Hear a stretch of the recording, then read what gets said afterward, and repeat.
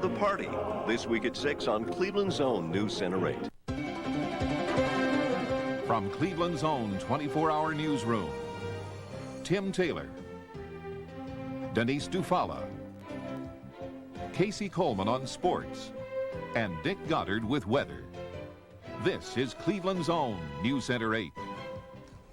Good evening, everyone. Tim's off tonight. I'm Martin Savidge. Thank you for joining us. Here's what's happening. With just 5 days to go before the June 2nd primary, congressional candidates took part in two major debates tonight. Candidates in the 19th District appeared on a forum co-sponsored by TV8 and aired live on WVIZ.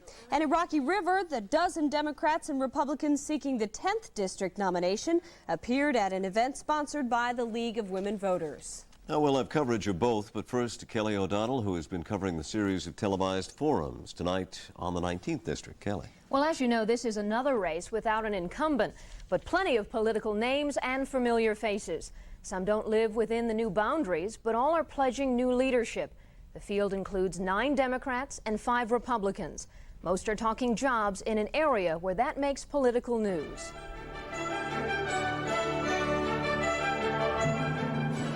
The last of 3 congressional preview forums focused on the new 19th. Congressman Dennis Eckert is staying home, so his turf is up for grabs. The 19th, like everywhere else, needs an economic lift. I have a blueprint as far as jobs are concerned. I have a blueprint as far as health care is concerned. We've had over $2 billion of investment in Brook Park in the last 5 years. Thousands of jobs created there, real jobs that people can work at. You take your small businesses, you nurture them, the 5, 6, 7 man or women shops, and you allow them to grow to 12, 15. The voting power of the 19th is diverse, from rural to white collar. Observers like this dialogue. Each voter is not necessarily able to understand or become involved with all the vast images and positions of the candidates. So everyone seems to be narrowing down to the issues that strike home to them. For candidates, 20 minutes in the studio has immeasurable value. This is free TV, and the impact is priceless if the candidate's message stays with you, the voter, on Election Day. I intend to be a voice in Congress and organize those new congressmen to stop the exporting of American jobs. But I want to go down to Congress because I want to try and do something for the people that aren't getting a good shake in this country and help the people that are disadvantaged, the people who are out of work, so they can enjoy a better standard of living, a better opportunity. NewsCenter 8's Tim Taylor moderated the live questions and answers. I almost feel like suggesting that this debate or forum, if you will, should have been required viewing for voters. They had a rare opportunity to see all 40 candidates. And had they watched, I think they would have a much better idea of who they're voting for and why. Armed with new insights, the field narrows on Tuesday with your votes. The 3 nights of the Congressional Preview Forum gave us all insights on the 40 men and women who want to represent Northeast Ohio in Washington in 3 congressional districts. All but the incumbent in the 10th District participated. What all the candidates talked about is that this forum was an opportunity to talk issues and to talk to voters. We've only shown you a small segment of what happened, and now you have until Tuesday to find out more and to prepare for casting your ballot on Tuesday. It's going to take some real preparation. There's so many candidates. Thank you, Kelly. Well, in Rocky River tonight, it was standing room only for the League of Women Voters debate by candidates running for the 10th District congressional seat. The 12 candidates faced off against one another and against questions fielded from the audience. Incumbent Mary Rose Okar, who declined a similar televised debate, was on hand, as well as one of her most critical opponents, County Commissioner Tim Hagan. The largest response from the audience came when the Congresswoman offered her stance on the question of term limitation, which was she's against it. I trust in the intelligence of the voters who go to the polls every 3 years. I think of my mentor, Claude Pepper, who was a public servant for almost 50 years. I think he changed the American way of life for the better. Also among those answering no to supporting term limitations is 12-term Rocky River Mayor Earl Martin and County Commissioner Tim Hagan.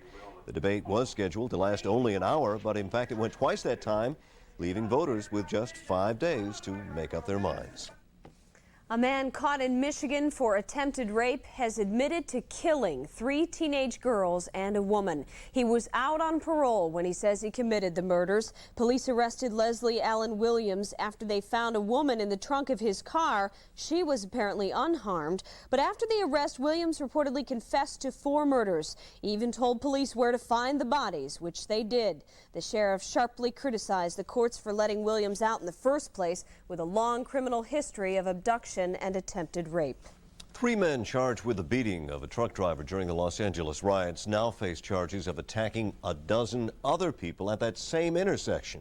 The 3 were jailed in the beating of trucker Reginald Denny in the early stages of the riots. Authorities say the 3 were a major factor in starting the riots and that Denny was actually the last of their victims. They face 33 new felony counts. Bail for the 3 has now been raised to at least $500,000 each.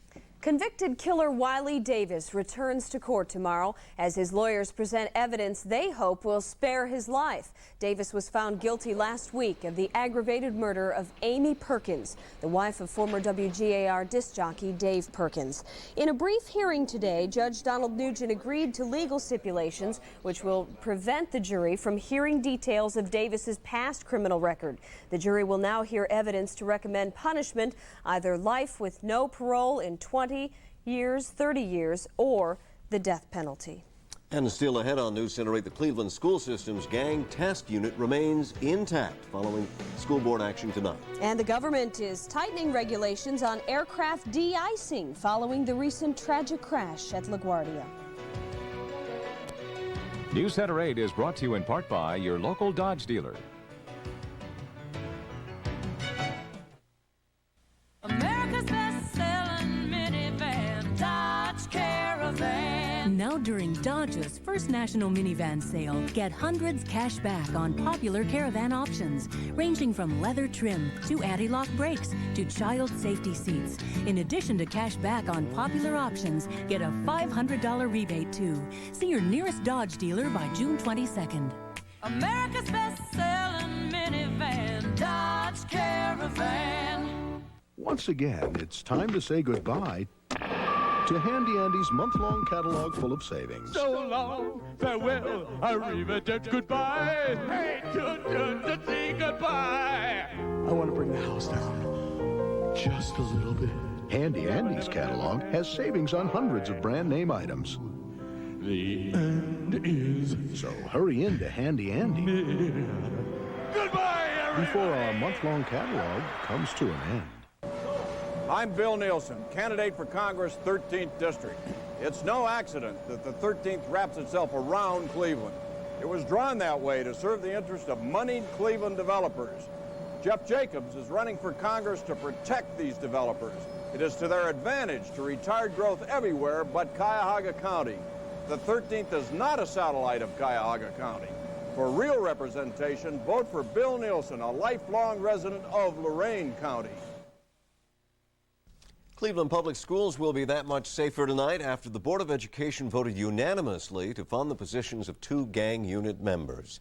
Their jobs had been threatened by the loss of a grant, but the board found the $60,000 needed to keep the unit intact. The most vital part is they need to work during the summer. Gangs do not operate 10 months out of the year, they operate 12. The activity goes on, it's ongoing, changing, and most of the recruitment is done during the summer. The board also approved the contract for its new superintendent, Sammy Campbell Parrish. She will receive $120,000 in salary and another $50,000 in benefits. It also hired a treasurer, William Aldridge, for about $95,000. And once again, James Carney Jr. and Gary Kucinich tried passing a resolution that would end forced busing, but the 4Ls didn't think it would hold up in court. Once did we commit that we were going to fight, that we were going to litigate, that we were going to go against our own process.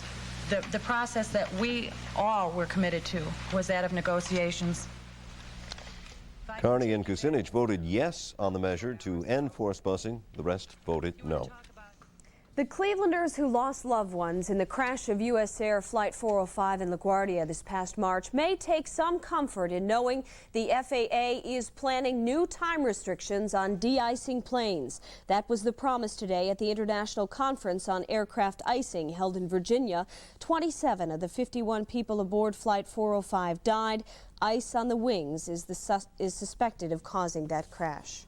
The House voted today to lift the government's ban on using aborted fetuses for tissue transplantation research. But the vote of 260 to 148 fell short of the two-thirds majority that would be needed to override an expected presidential veto. Now, it's believed that this sort of treatment could be used for Alzheimer's disease, Parkinson's disease, diabetes, and spinal cord injuries. But opponents say the bill advances abortion by providing a rationalization to women who may be considering it. The bill still awaits Senate approval. A congressman was robbed and beaten unconscious just a few blocks from the Capitol today. Michigan Congressman Bob Traxler was found on a sidewalk. He needed quite a few stitches for the gash in his head. The 60-year-old is just the latest victim in an ongoing wave of crime in that area. No arrests have been made yet. Well, still ahead, how do you spell relief? A Virginia youngster spells it L-Y-C-E-U-M. We'll explain. And relief from our earlier colder temperatures. Dick has the forecast next.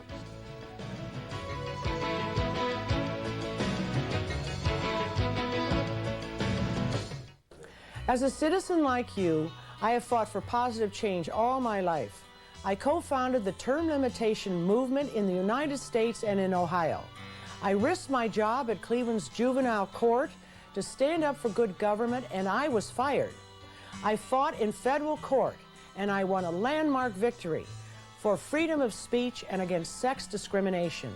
You and I can handle those politicians in Washington. Margaret Mueller, isn't it about time? Can I really get what I want in a car? Yes! And a great deal?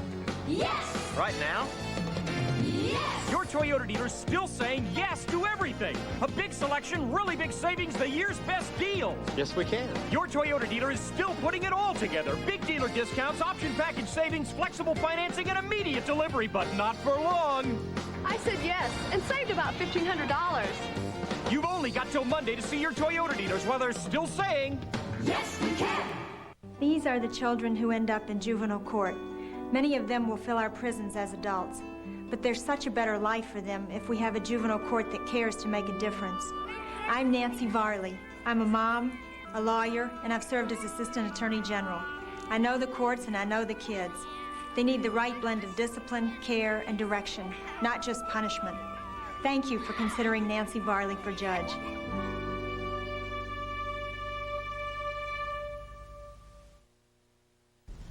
A 13-year-old girl from Richmond, Virginia is the nation's spelling champ, and this is how she won it. Lyceum, L-Y-C-E-U-M. Amanda Go defeated last year's third-place finisher to win the 65th National Spelling Bee. She takes home $5,000 in prize money and says she will probably save that money for college. Good idea. Yeah, 13 years old. She sounded like a true grown-up there. She breezed right through that, no hesitation. Sure, yeah. Well, we'll be breezing through a sunny day tomorrow. Oh, yeah, right. And Amanda, is that her name? She Yes. knew she had a lock on Lyceum. But anyway, yeah, tomorrow's going to be great. Now, the isobars we gave you the last couple of nights are beginning to change for Saturday, and we'll put the best light on that forecast for you, because all is not lost, okay. as they say sometimes. We'll be back, I think.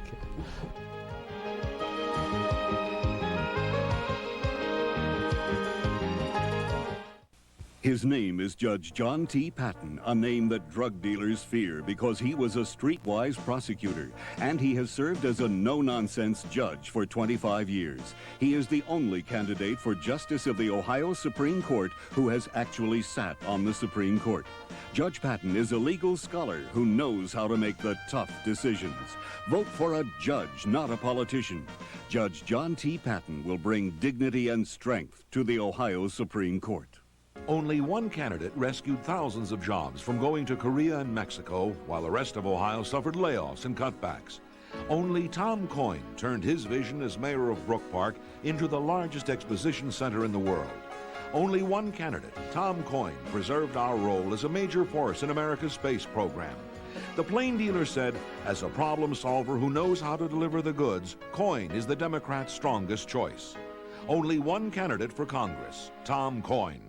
In the Flats, Jeff Jacobs created 2,000 new jobs.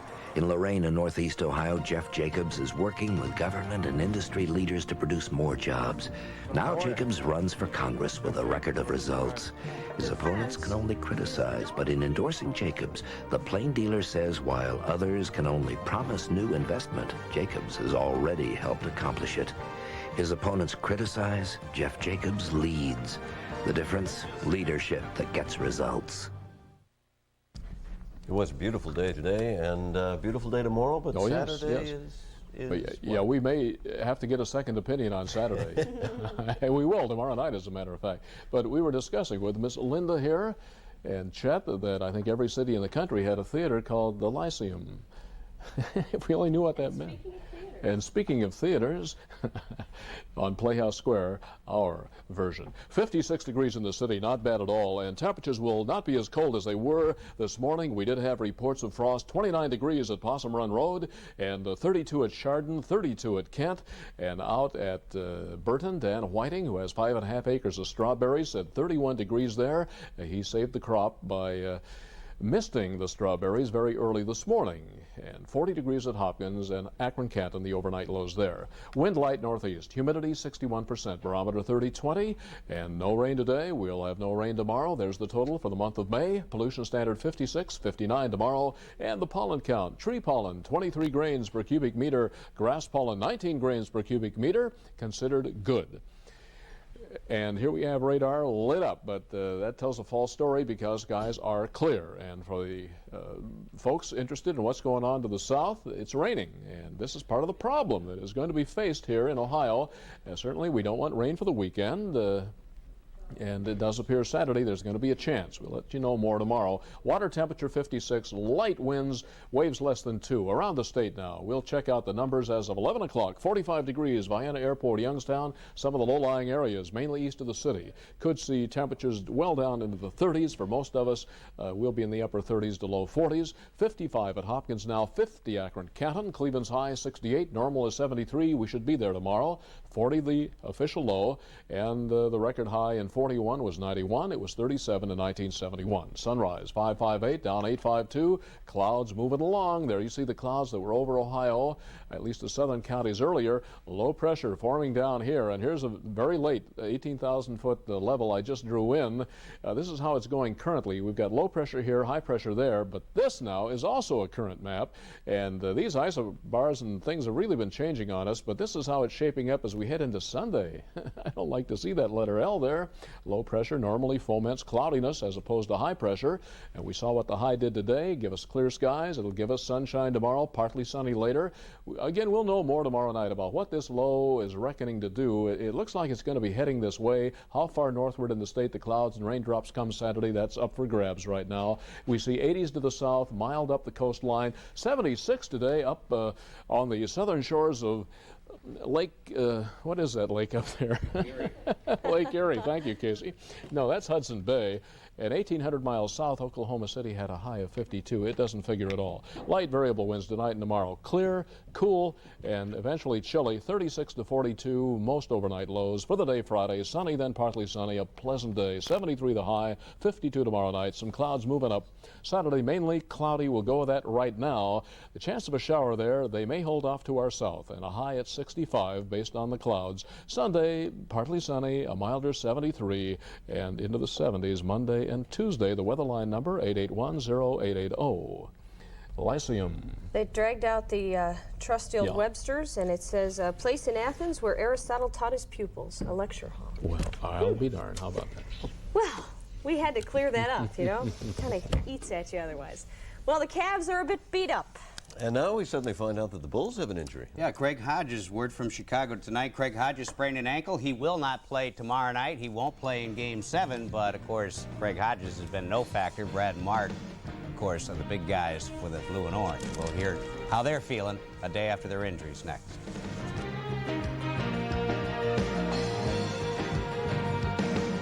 NewsCenter 8 Sports brought to you in part by Builder Square, the warehouse with everything for your house.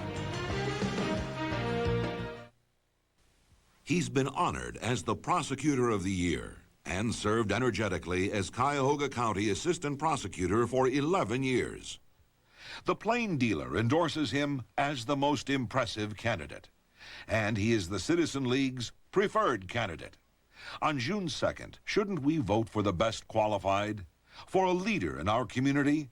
On June 2nd, vote for Henry Hilo, for Judge of Cuyahoga County Common Pleas Court. Tim Hagen's record. I have to live with it. A $2.8 million contract under criminal investigation. I have to live with it. More than $500,000 in gateway contracts awarded to his political cronies. I have to live with it. $9.8 million in illegal welfare payments to people who are not entitled to them. I have to live with it. Raised the sales tax to the highest level in Ohio and gave us $75 million in gateway indebtedness, both without a vote of the people. I have to live with it. This is Tim Hagen's record. I have to live with it. You know, with this weekend coming up and all this great stuff at Builders Square, anything's possible. There was a cover-up at the White House, and I was in the middle of it. Halfway there, Mr. President. Good. Be done long before that barbecue with the Prime Minister. Thank you, Mr. Allen. Just doing my job, sir. Could save time, money, and maybe even your country. Builders Square, your warehouse with everything for your house. Well, the Cavs could certainly be a lot healthier for tomorrow night's Game 6 at the Coliseum. As John Tellich reports, it appears that Mark is in better shape than Brad a day after their injuries. Well, I was just dribbling up the court.